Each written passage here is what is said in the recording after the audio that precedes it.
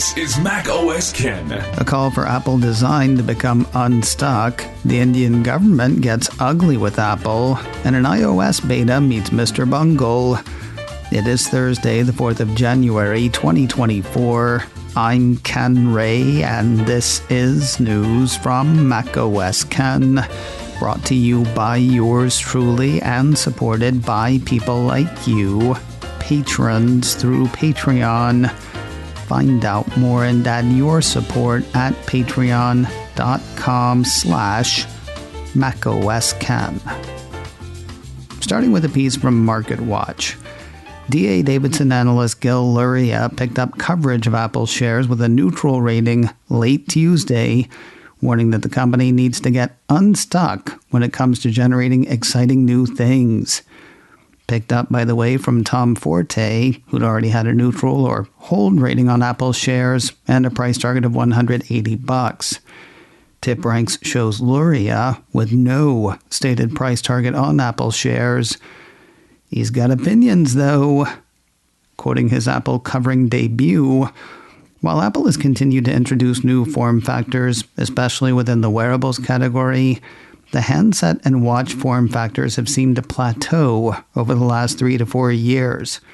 In the meantime, other innovative companies are not only introducing new form factors, for example, AI Pin, AR glasses, but also challenging the form of the handset itself, for example, folding handsets.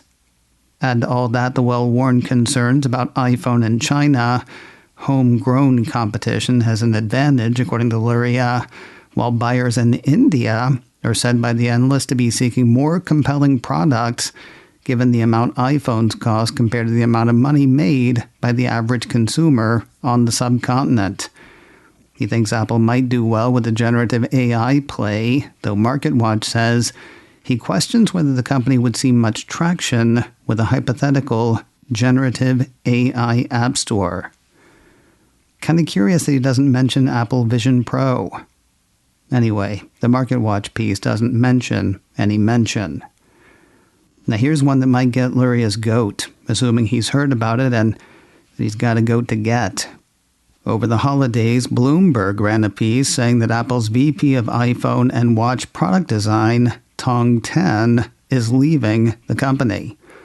According to the report, he'll join Johnny Ive's design firm, LoveFrom, to work on an artificial intelligence hardware project with OpenAI's Sam Altman.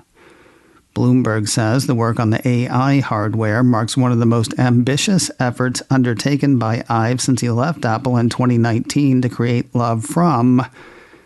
Seems kind of unfair, though. I mean, there was that paper red nose and that $60,000 record player.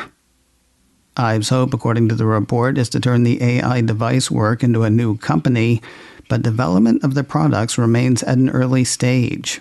Secret people said to know something about something say right now. The focus is on hiring talent and creating concepts. Tan will lead hardware engineering at the project while working at LoveFrom, according to the secret peeps. For Apple, the report says, Tan's departure underscores an exodus of design talent. Then again, word on the capital S street is that Apple design is boring and needs to get unstuck. In some ways supporting and in some ways arguing against the D.A. Davidson noob is the latest release from Counterpoint Research.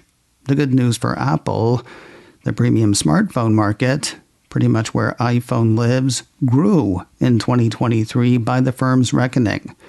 That is despite an overall decline in smartphone sales.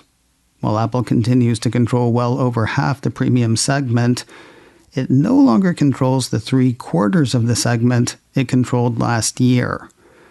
Looking first at the premium space, it keeps stepping up. According to Counterpoint, premium smartphones, that's phones with a wholesale price of more than $600, made up 15% of sales in 2020, 19% in 2021, 21% in 2022, and an estimated 24% last year. Assuming that 24% holds, the firm says the segment will account for 60% of last year's smartphone sales revenue. Counterpoint senior analyst Varun Mishra credits the growth in premium phones to device durability, sales promotions, and perhaps a touch of vanity. Considering the importance a smartphone holds, says Mishra, consumers are willing to spend more to get a high-quality device that they can use for a longer period. Owning the latest and greatest flagships has also become a status symbol for many consumers, especially in emerging markets where they are jumping directly from the mid-price band to the premium band. Further, these devices are increasingly becoming more affordable due to promotion seasons and financing options. As for Apple's place in the space, it is still the premium market's undisputed leader, according to the firm. It did cede a bit of ground, though. In 2022, Apple's share of the premium market stood at 75% by Counterpoint's count. This year, it's estimated to have fallen to a still commanding 71%. Counterpoint says that is mostly due to Huawei's resurrection in China, driven by the Mate 60 series. Mention goes as well to Samsung, particularly its S23 and foldable phones. Counterpoint says foldables have also emerged as a differentiator in the premium market. What I'd really like to see is a breakdown of the premium space. Fingers crossed that we get that from Counterpoint. It's definitely something on which the firm is keeping an eye. Within the premium market, says Counterpoint's release, it is the ultra-premium segment that is driving the growth. The $1,000 and above price segment has captured over one-third of the total premium market sales in 2023. Remember a few weeks ago when we talked about the fine line Apple had had to walk in India? In late October, TechCrunch ran a piece that had the Cupertino company warning over half a dozen Indian lawmakers from Prime Minister Narendra Modi's main opposition of their iPhones being targets of state-sponsored attacks in a serious digital espionage charge just months ahead of this year's general elections. While no one was willing to say it was the Indian government behind the hacks, TechCrunch did say at the time that India's capital has been accused of deploying the Pegasus spyware on activists and opposition leaders for years. Warning targets of apparent attacks is something one would hope that Apple would do, though the possible cost seemed worth noting. Apple, which was and is trying to grow business and manufacturing in India, told the opposition to the government with which Apple was and is working that somebody powerful was actively trying to spy on them. 2 months later, word that Prime Minister Modi's administration was not too happy about those warnings. Over the holidays, TechCrunch ran a follow-up report saying Apple took heat from the administration over the issue. While government officials publicly doubted Apple's findings and announced a probe into device security at the time, they are also said to have taken action privately. Citing a report from the Washington Post, TechCrunch says behind closed doors, senior officials from Modi's administration went further, demanding Apple soften the political impact of the warnings. Senior officials summoned Apple representatives to insist that they provide alternative explanations, even flying in an Apple security expert to meet with ministry leaders. TechCrunch says that while the pressure campaign disturbed Apple execs back in Cupertino, maintaining the company's commitment to user security took priority over risk to growing India business. That said, the piece says the showdown revealed Modi's willingness to turn the screws on big tech. And finally today, the churn of OS betas from Apple for developers and public testers is so constant they can easily go by without much notice. And so it might have been Wednesday when, according to several reports from Mac Rumors, Apple seeded the second betas of iOS and iPadOS 17.3 to developers, along with the second betas of macOS Sonoma 14.3, watchOS 10.3, and tvOS 17.3. Might have gone unnoticed, except for a little problem where the iOS beta was bricking some phones. Citing reports on the Mac Rumors forums, Twitter, and Mastodon, another piece from Mac Rumors midday Wednesday warned developers away from installing the beta. That's because some iPhone owners who had taken the plunge found themselves stuck in a boot loop with a blank black screen that had a frozen spinning wheel. According to the report, restoring to the prior version of iOS 17.3 or the iOS 17.2.1 release software appears to address the problem, but users who do not have a backup may have issues with the restore process. Who was affected and why? That is unclear.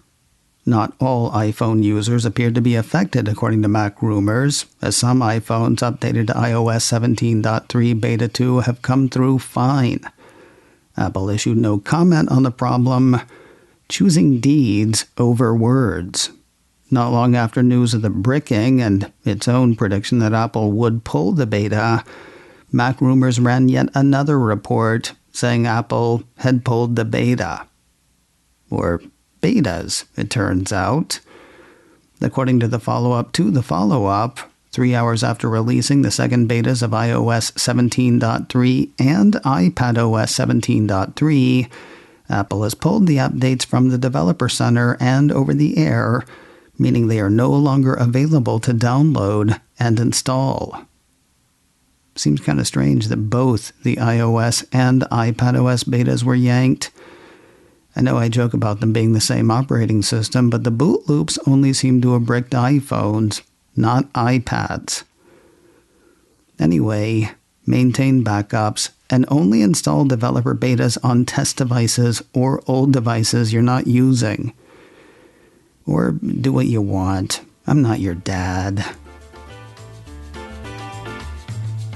macOS Ken, brought to you by me, and supported by people like you, patrons through Patreon. Find out more and add your support at patreon.com/macOSKen. Advertising handled by Backbeat Media, online at backbeatmedia.com. You can reach me a couple of ways. info@macosken.com or call 716-780-4080.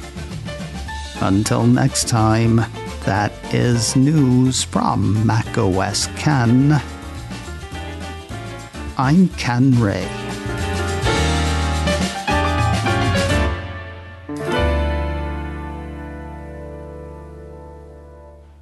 Mr. Bungle was so clumsy and impolite that he knocked over everything.